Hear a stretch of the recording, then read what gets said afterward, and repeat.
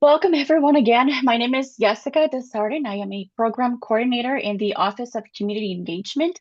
We are thrilled to be back for the May edition of the C Spotlight series. It's our final session of the season. I'd like to begin with a statement from the Office of Community Engagement. We wish to acknowledge the Indigenous people who are past and present stewards of the land on which we pursue our just cause of improving health for all. I'd also like to recognize MCW's values: caring, collaborative, curiosity, inclusive, integrity, and respect. These values guide us in all our endeavors, and it is our goal and expectation that the entire session, including the chat interactions, will reflect these shared values. Please note that this session is being recorded, and please be sure you remain unmuted throughout the presentation. We encourage everyone to use a chat bar to share comments or post questions for our guests throughout the session. We will monitor the chat and address questions and comments accordingly. This monthly series features community partners and the important work they are doing. We highlight their goals, motivations, and accomplishments, and the ways they have partnered with people and programs at the Medical College of Wisconsin. Now, at this time, I would like to introduce our Senior Associate Dean for Community Engagement, Dr. Stacy Young, who will say a few words about our featured guests. Dr. Young? Thanks so much, Jessica. Great to see everyone for our last Spotlights session of the season.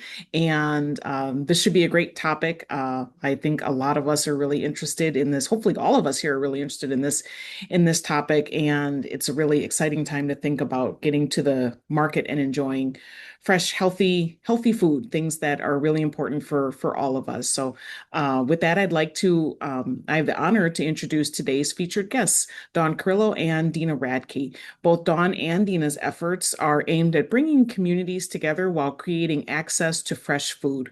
Dawn is the market developer and director for the Oak Creek Winter Farmers Market and the Racine Farmers Market on the lake. And Dena is the co-founder and manager of the Jackson Park Farmers Market in Milwaukee. Thank you, Dawn and to Dena, for being our featured guest today. I would also like to welcome today's facilitator, Dr. Chris Simenz. Dr. Simenz serves as an associate professor at the Medical College of Wisconsin's Institute for Health and Humanity.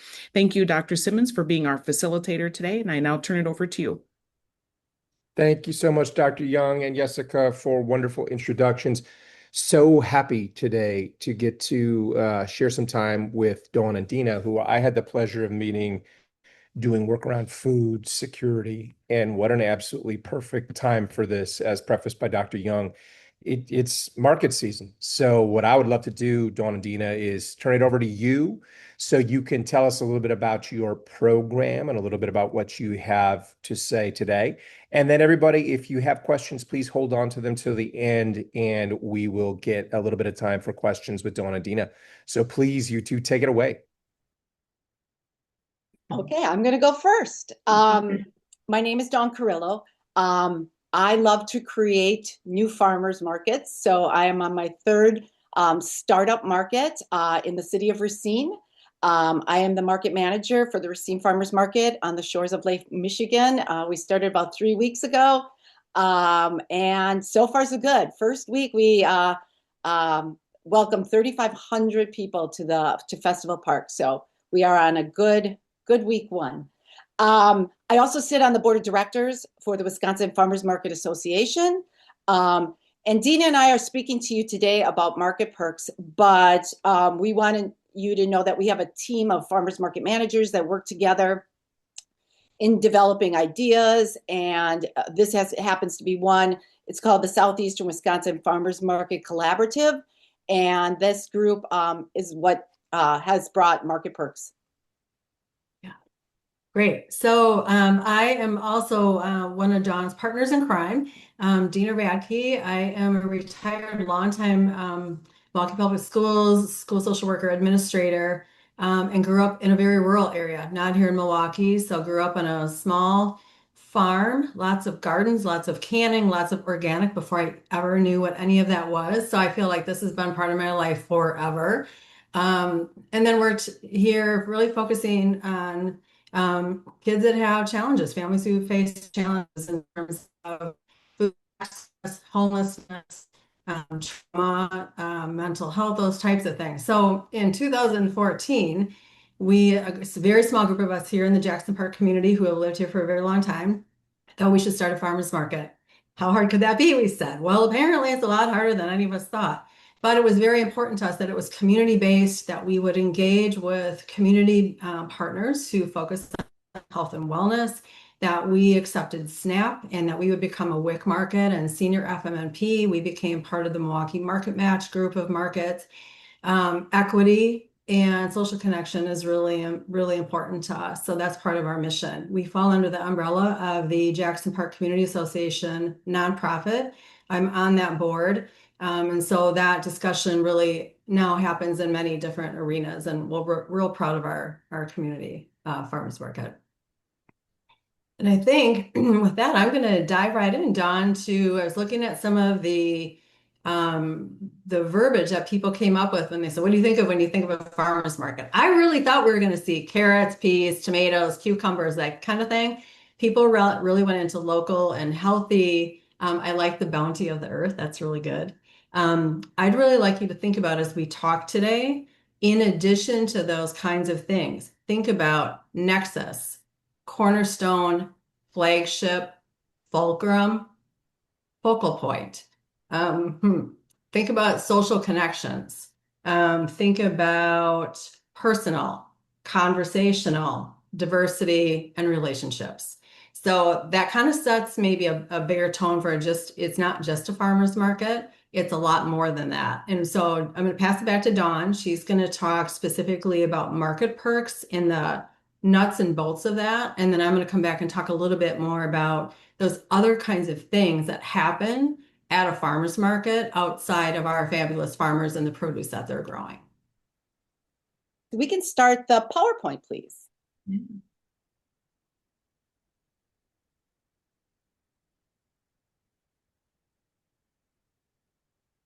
So this is our intro slide. So if you want to jump ahead. So here is what our logo is for Market Perks. Next slide. And these are the markets that we work at, our farmers market managers at. And next slide. And this is where we will start the discussion of what market perks are.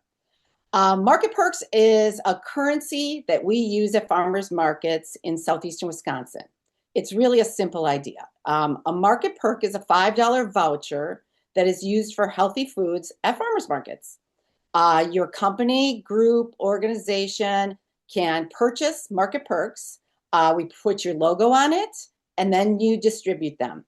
You can use them as part of a healthcare program, an incentive, a thank you, and then you get them out to the people that you want to have them used by. Then they bring them to their favorite market. You'll see later on that there's a series of 7 markets that we have currently.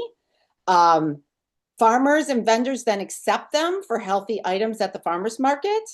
And one of the major points is you only are invoiced for the ones that are redeemed. And so your employees get to choose where they shop and what they want to eat. 100% of the money goes to a Wisconsin farmer.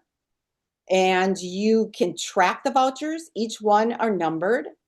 And again, you only pay for the ones used. So we were working with the Village of Brown Deer as our fiscal agent. We set up an invoice system, and then in turn, we get reimbursed and pay the farmers. It's simple, extremely beneficial for everyone to encourage employees, families to eat healthy and to support small business. So if you go to the next slide, it'll show you the front and back of what a market perk looks like, so that when you give them to your employees, there's a QR code for more information. There's all the list of all the markets that are participating. These are the ones that are participating currently. So we even have the Oak Creek Winter Market. So there's some that will go through so that we can do all 12 months of the year. And then it's got in the upper right-hand or the bottom right-hand corner, it's trackable. So you can use the farmers, the market perks to even see if who's redeeming them within your organization. And next slide. Okay, Dena, you're up. So this is a map of where the current markets are that have signed on to participate. What we like about this grouping is that it covers a pretty broad area. So maybe a business is located in South Milwaukee, but they can get to Oak Creek or they can get down to Racine. Maybe they live in Brown Deer. So there's a large variety in terms of geographical area. And of course, and we get to the end of this whole conversation, we talk about what we'd like to see, like what our hopes would be for the future of this project. But there are also different days. They are at different times. And so people can pick and choose what works for them. It also serves different communities and maybe different cultural groups. So the food varies at different markets depending on what their customers are looking for. So it's a way to find a nice fit with an individual or a family. Change slides. So we thought we'd add a slide in here that showed one of our businesses that have distributed market perks. So Savalia Financial Advisor used them as a thank you in their Christmas card. So there's some of the artwork that they had in their Christmas card, and it folded up so that the market perks could sit inside the envelope. We have issued that for this Christmas in 2025. So we're starting, I saw some of them come through for the winter's market, but they're gearing up for a much larger set to be used for the summer markets since their clients are all over the state of Wisconsin. They chose for the clients that are outside the state of Wisconsin to send a note along with the card that said that their vouchers had been given to a women's shelter, donated to a women's shelter. And I think this is just one idea. When we developed this, we had seen it done in the state of Maine, and they used it more as an incentive for their health programs at businesses. And Savalia came to me and said, what about using them as a thank you? And so I think this is just a great idea for your associations to be able to give back. And, and like we said, you only pay for the ones that are redeemed. And so, it's a great way to be able to communicate and tie your customer base with the farmers market, with your business, all the positives that have to do with being part of a farmers market. Next slide. So just so you know, so this is how it works at the market. Like I said, we started our market a couple of weeks ago. And so the people that can take market perks have this posted at their booth spaces, as well as it's in social media and all the places that the list of vendors are and what they take at their booths. Market perks is one of them that has signage so that a customer with a market perk can find who can take it. So you're supposed to take it for the healthy foods, so not at the kettle corn, but at the farmers will have this displayed. Although delicious, may I add. So. Yes. Next slide. And then this was a point to also bring up. So what we've seen is an option to be able to continue the communication so that you can still talk to the customers. So you give them the market perks, but it doesn't stop with that. What it gives you is an opportunity to be able to share statistics and information or recipes and things like that. So you're still on top of mind. So you're getting you're getting the market perks out, but there's so much more of a culture behind it that you can continue to to educate and create that relationship with the people that you gave the market perks to. So we wanted to put this in. This is some of the stuff that we share, that we have available for you to share to your customers as well.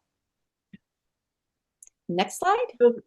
Yeah. So Yeah. the continuing the conversation is I want to jump back to what a market really is and start thinking about, and then I'm going to talk a little bit about how you can use the market perks in particular, things that we've thought of subsequent to being, after listening to the whole presentation from Maine, because Maine, like John said, really uses it as an employee wellness type of tool. So they have a particular focus, and I think we would like to really expand on that focus as we broaden our view of what a farmer's market is and can be to a community. So when we talk about a farmer's market in particular, start thinking about that it's a social place, that it's maybe a third place for a lot of people.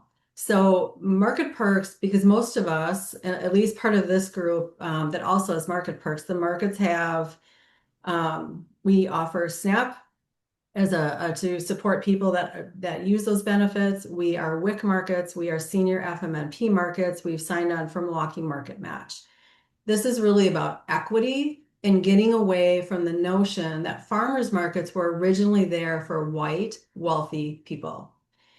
That is true, and it continues to be true in some places. But being able to offer other kinds of options for people brings diversity, brings different types of cultures to the market. It brings a different type of social interaction, which is really a beautiful thing. What I really like about market perks, when we think about SNAP and we think about WIC, there is often, maybe I don't want to say often, but there is definitely some people have a belief system about those benefits and what that means for the people and about those people that use those benefits. The market perks, because there's so many different ways it can be used, takes really stigma off the table. It can be used with any person. Any person can use market perks. It does not matter what your income is. It does not matter what your race is. It does not matter what your gender is. It's irrelevant. So that portion alone, I think, brings a lot of thoughts to mind about how we might be able to use something that becomes much more neutral. There's such a big, and I think people do get this, the physical health portion of a farmer's market, right? We're talking about nutritional value. We're talking about diversity of options, lower pesticides. It innately brings about physical activity because you're walking through a market, right? You have to get there and you're walking. It becomes accessible nutrition, especially for people who are living in parts of the city or in suburban areas or very rural areas who don't really have access to fresh produce. It brings it to us. It brings it to the shoppers. Some of the other things that really come to mind, and I see this and I think about this at our market a lot, is that it's a community gathering space. We run this other project, and I won't go into great detail about this, but called the Taste It Tent. And the stories that occur at that tent and the tasting of items that maybe you've never had before, or you learn from the person next to you how they use that in their family, like how their family uses that item to cook something specific. And maybe you don't do it that way. And so you share now how you're doing that. So the conversation that happens sort of organically between customers and vendors, it's relationship building, the return customers and how they get to know vendors. It's like they become friends almost in a way. I mean, I see that happening because people come back week after week. The social inclusion, the social connectedness, thinking about a big box store where you go in and it's very transactional, it's quick, it's easy, but what you get at a farmer's market is really the personal, the conversation, the relationships, the number of social interactions when you shop at a farmer's market compared to a big box store is hugely different just by the nature of the setup. So there's also community events and education that go on. Most of our markets offer other kinds of things that really people gravitate to. So it could be live music. It can be kids and family activities, an art truck, for example. We have pickleball events this year where people can come and learn how to play pickleball for free and then shop at the market. There's all kinds of really great things, kids' coins. The list goes on, and each market creates their own depending on what works for them in their customer and vendor base. The health and well-being go without saying. So building on healthy foods, we have a walking club, a bi-weekly walking club that people can join for free. we have something called Walk with the Doctor, where people can work with a local health agency and learn about healthy foods, get their blood pressure taken. The doctor will walk them through the market and talk about what types of produce they're seeing at any given time, answer questions about how health connects maybe to their diabetes or to heart disease. It's all of that, all those kinds of extra things that bring people to a market are really important. My background with working with kids and mental health and trauma and those types of issues also speak loudly to me when I'm talking about a market. If you'd asked me 10 years ago, I might not have ever said this, but for mental health, we're looking at what about reducing stress? Or you're getting outside in nature and being able to spend some time there. Maybe not just shopping, but maybe you're sitting at a picnic table and with trees and grass, or there's a pond. It's just a beautiful setting. Or in Dawn's case, you're right on Lake Michigan and it's gorgeous. The social connection piece is really big. So many people experience social isolation. This could be something that bolsters that connection component. Mindfulness and being present. It's a perfect fit with the farmer's market. Maybe it boosts your mood. It creates purpose and routine when you go to a market every week and you get to know people that are at the market. It's a friendly place.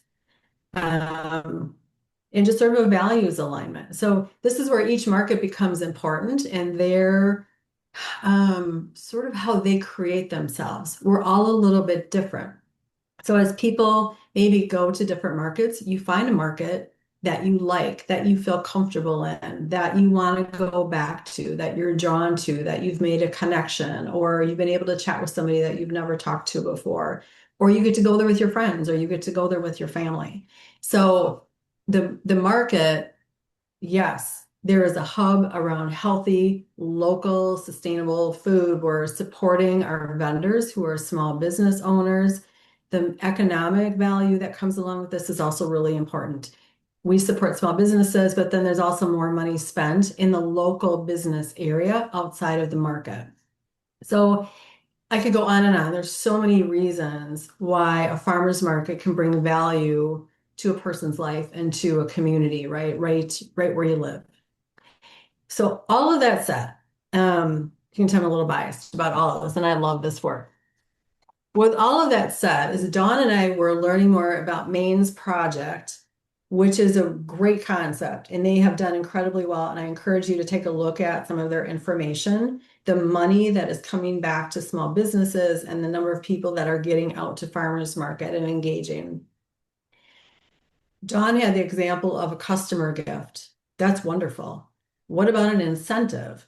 So last night at our nonprofit board meeting, one of our board members came to the meeting with a Market Perks voucher in hand because he happened to get it from his employer. They had an incentive program. And so if you participated, you got Market Perks. I was so excited to see that. What a great idea. What about concepts like food is medicine? What a nice way to do that, to give people opportunity and choice and to pick and choose where they go. It could supplement other benefits, like I said, through a SNAP and with WIC, being able to add something to that pot of how we purchase our food without any type of stigma attached to that.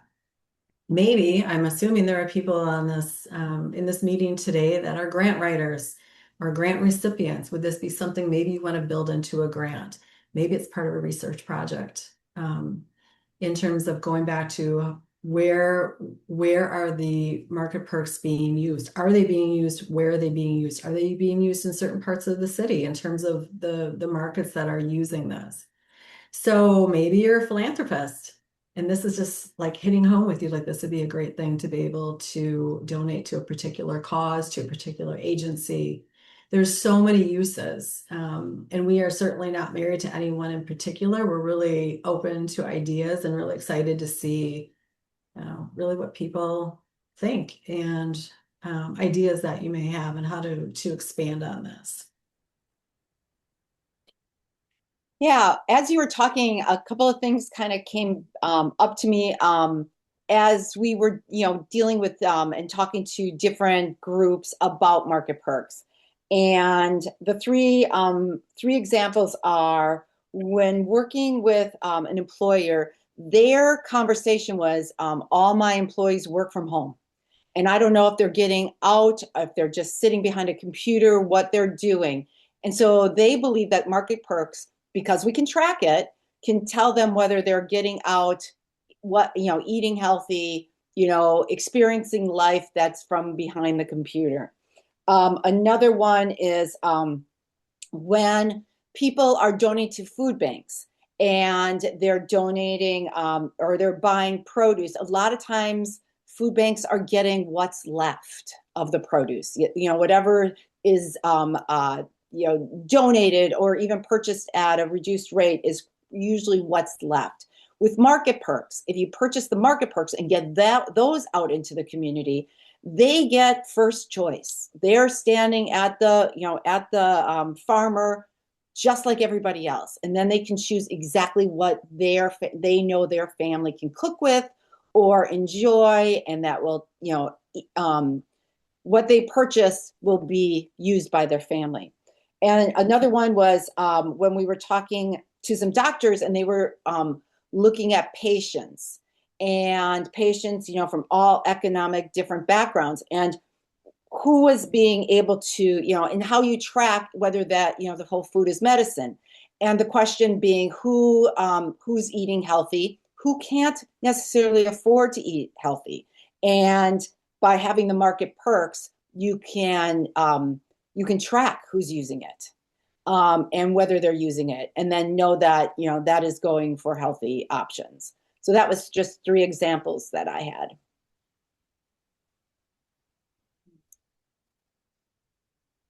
So as we move forward with all of this, when we heard about the project from Maine, they already had it established on a state level. And of course, we were like, wow, that would be amazing to have something like that here in Wisconsin. So we started small with the Southeast group of markets to see how this would go, to see what we might be able to come up with in terms of creativity and different ways to use this project and get it out to people so they know about it. I think our larger goal would really to have this owned by a formalized entity that could oversee something on a statewide basis. We're not there yet.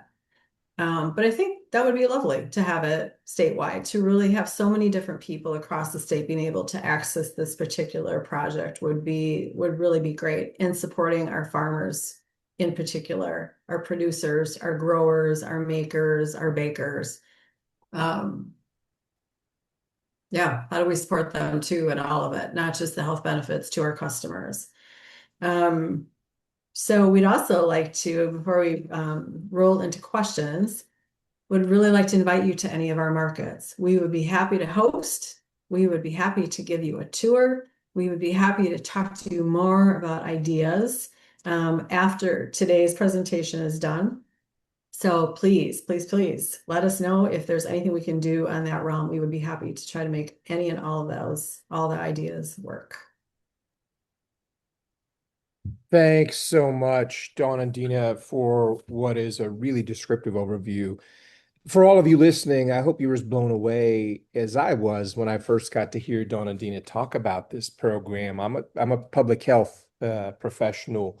And if we're looking, right, we're not checkboxing, but if we look at economic stability, that was clearly addressed, not only for users, but to engage the business community, engage small farmers, engage small business owners.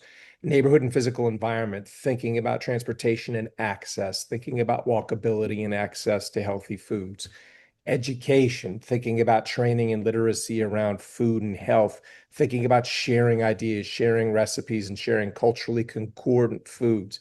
Food is clearly addressed in this space. Community and social context, thinking about social connectedness and spaces and hubs, I believe, as Dena said, where people can connect around food, and food can be that connector to relationship building.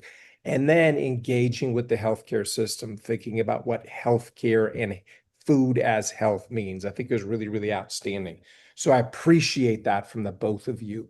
What I'd love to do now is I want to give you the opportunity to answer a couple of questions that we've got for you, and then we'll go to the audience. I see there are already a couple of questions in the chat. So first, if there's anything you haven't told us about yourselves, you've already shared so much with us, is there anything else you'd like us to know about either of you or of you as an entity when it comes to this project?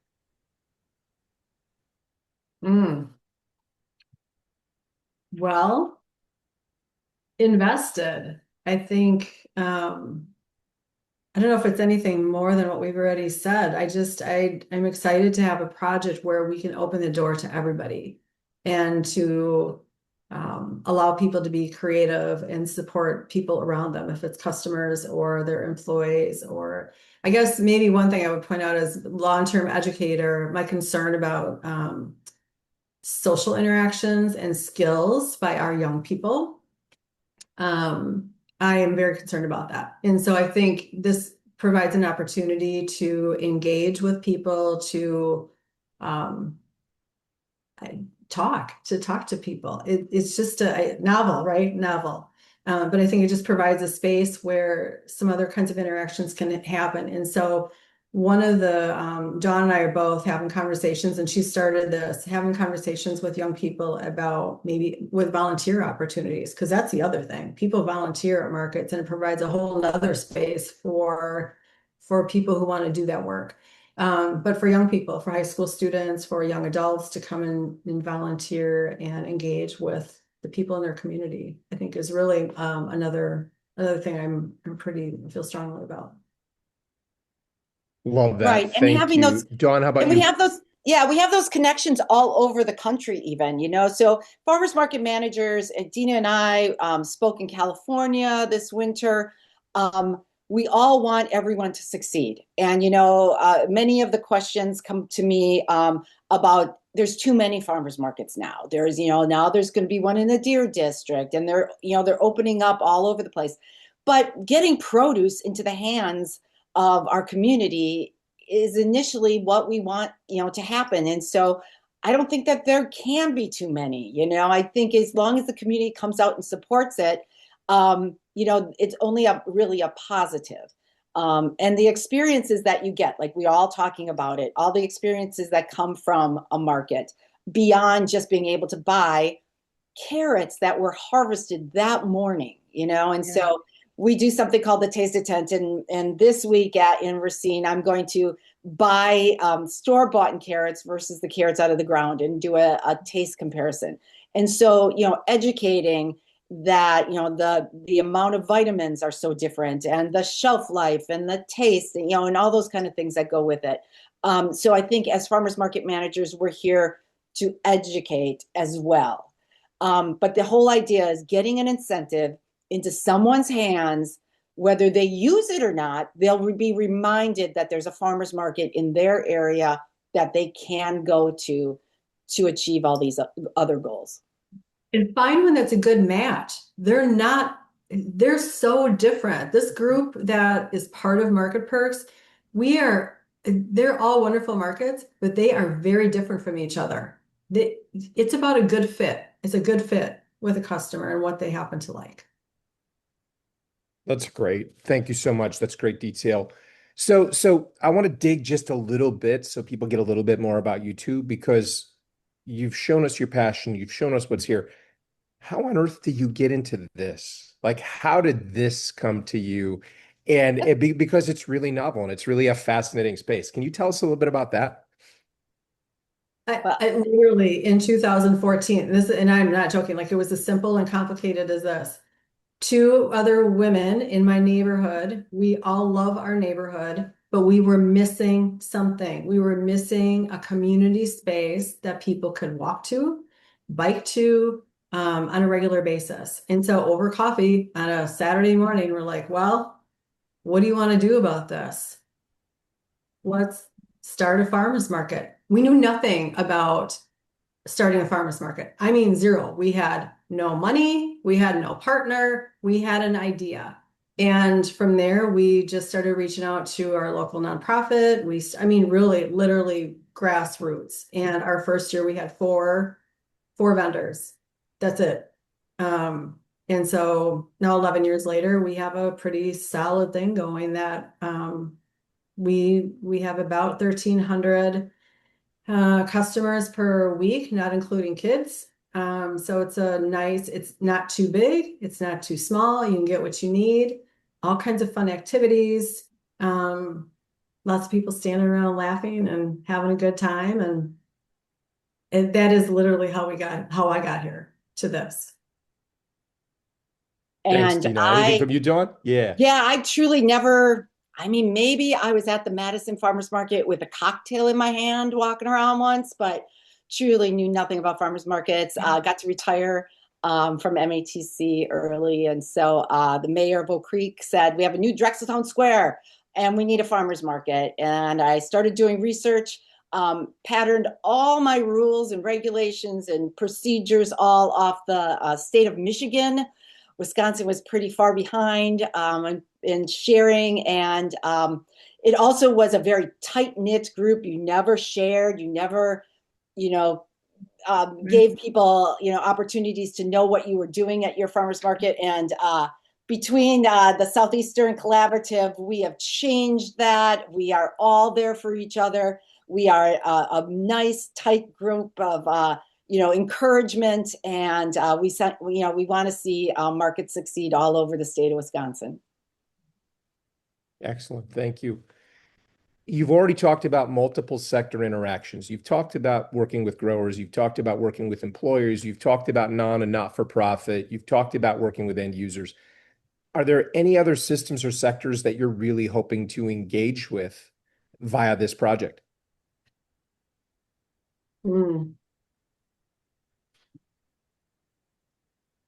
I really think from my perspective, Racine is a food desert.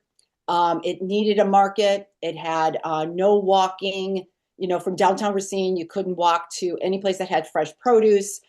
So we're working with the Racine County Food Bank, being able to grow relationships by either getting them the market perks so that they can give those out to the community where it's needed, as well as we're having relationships with the farmers. So at the end of a day, all their produce is purchased and then taken to the food bank.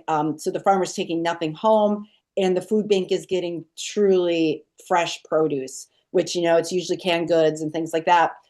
So in Racine, we're trying to break some of those norms, try these new options, and market perks being some of, another aspect of currency where people can buy fresh produce. Yeah, and for our market, we are all volunteer. There are no paid positions.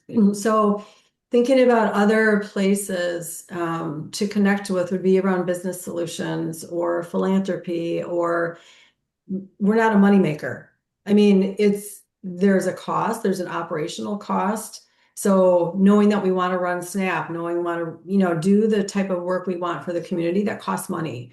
And so, how do we maybe engage with some of those partners as well? Right? I think we're all pretty good with the business, with the health partners and things like that. I think that's maybe a more natural fit.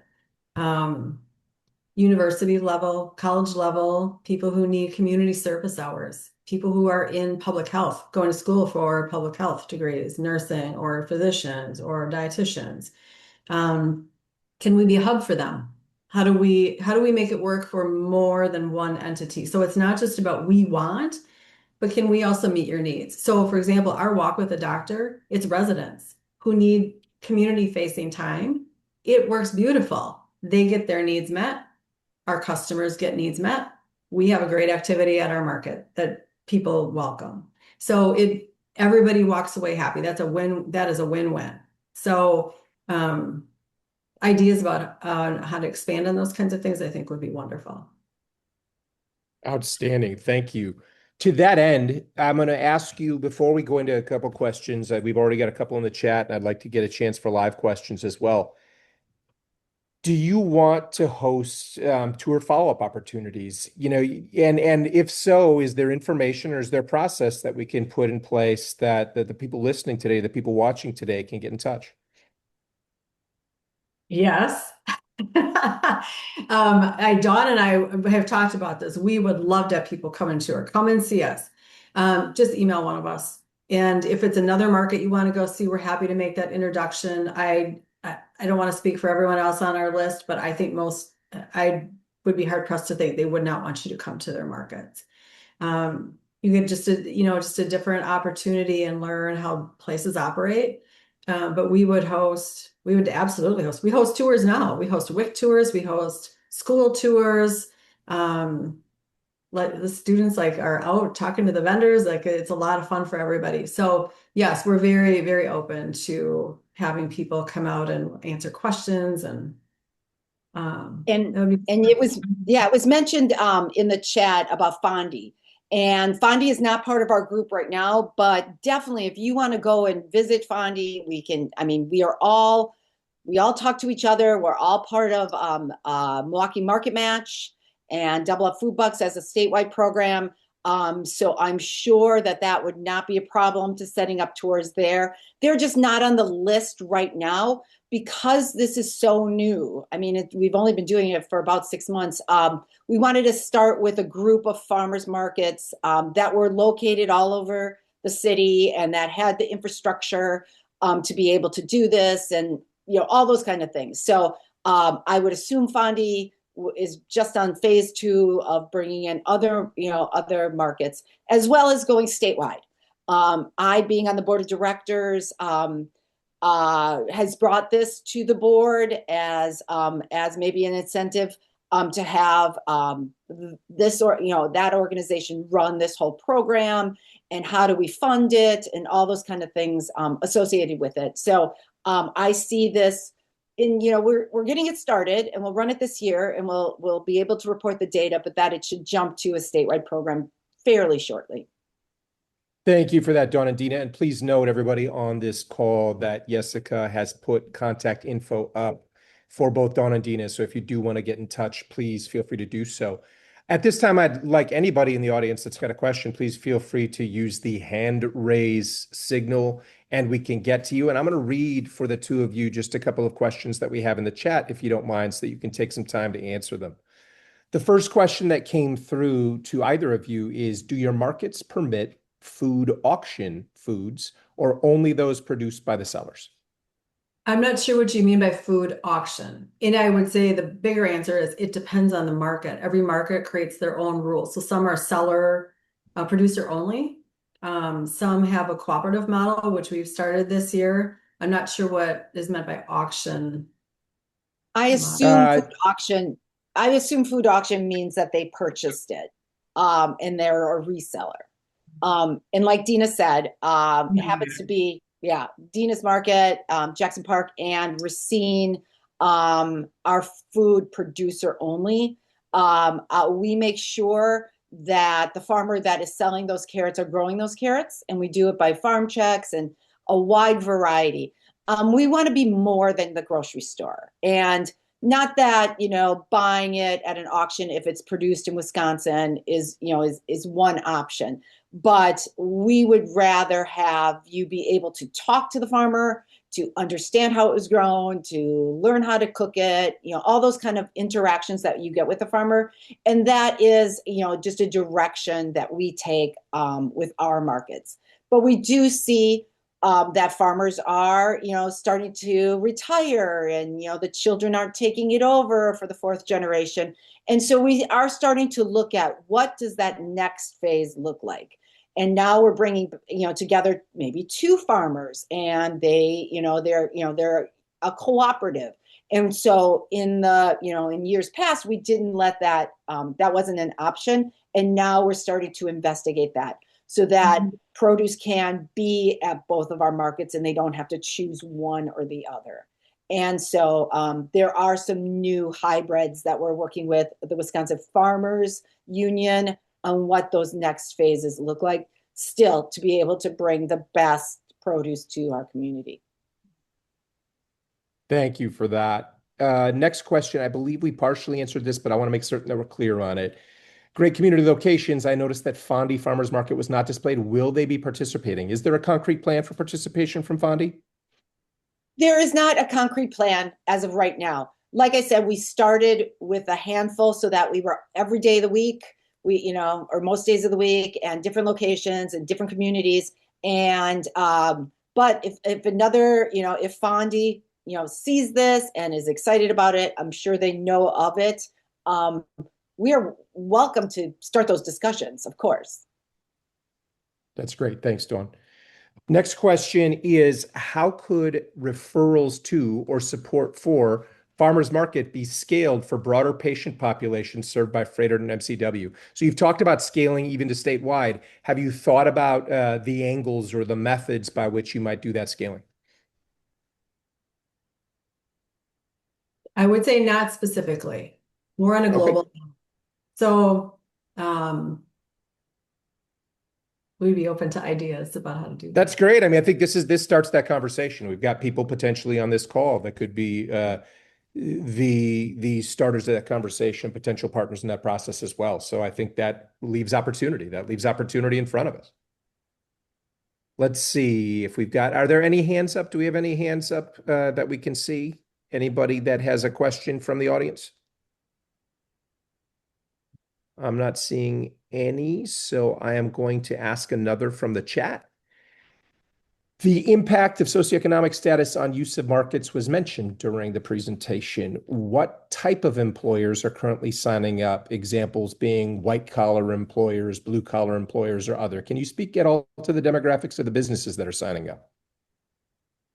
Yeah, a little bit. So if we have a name but if they've not approved us to share that information, the one that we just became aware of that just purchased is an accounting firm, a large accounting firm in the Milwaukee area. There is a longtime mental health agency in the city of Milwaukee who is in the process of this right now, getting them for their employees.